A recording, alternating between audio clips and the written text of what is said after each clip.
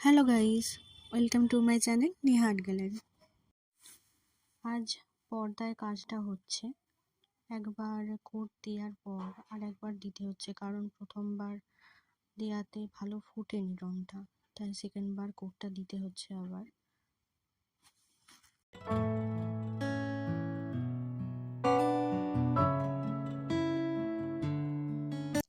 চুলে সাদা দিয়ে একটা ডিজাইন করছি, আমি জানি না এটা কি বলে, চুলের কাঁটা নাকি কি বলে আমি জানি না, তবে এটা আমার ভালো লাগলো দেখতে, তাই এটা একটু এই ডিজাইনটা করলাম চুলে।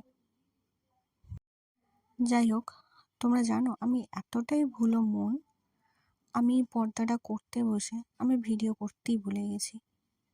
পর্দাটা হাফ হয়ে গেছে, তারপরে আমার মনে হচ্ছে যে মা আমি তো ভিডিওই করিনি।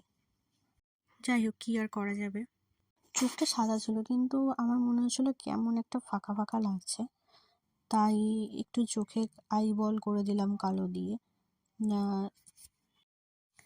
ঘরের সাদা রঙটা করেছিলাম, কিন্তু ওইটা করার পরই তো আমি কোনো রং দিতে পারবো না, তাই শুকিয়ে যাওয়ার পর ওতে হলুদ রং দিয়ে দিলাম।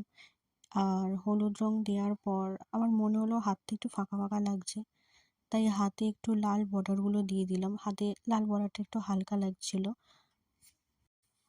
ঘরটা একটু হিজিবিজি লাল রঙের কী দিয়ে ডিজাইন করলাম, কিন্তু দেখতে ভালোই লাগছে। যাই হোক, কালো দিয়ে বর্ডারটা দিলাম।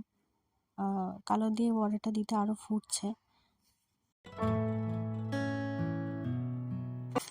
ওড়নাটা পুরোটা সাদা হয়ে আছে, এবার দেখে মনে হলো যে একটু লাল রঙের বর্ডার দিলে কীরকম লাগবে, তাই লাল দিয়ে দুটো ওড়নাতে একটু বর্ডার দিয়ে দিলাম সাদার কাজটা করে। লাল রঙের বর্ডার দিলে কিন্তু দেখতে ভালোই লাগছে।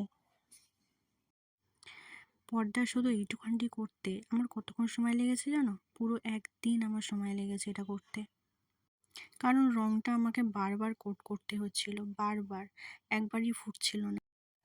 পাটা তো একটু নূপুরের কাজটা করে বর্ডার দিয়ে দিচ্ছি লাল রং দিয়ে।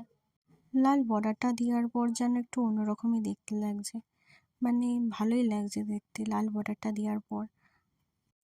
মানে আমার তো দেখতে ভালোই লাগছে, আর তোমরা জানিও কমেন্টে কীরকম লাগছে। পর্দাটায় অনেক কাজ বাকি আছে এখনও, এই তো সবে শুরু করেছি। কেমন হয়েছে কমেন্টে সবাই জানিও, আর ভালো লাগলে লাইক, কমেন্ট, সাবস্ক্রাইব করে দিও। টাটা।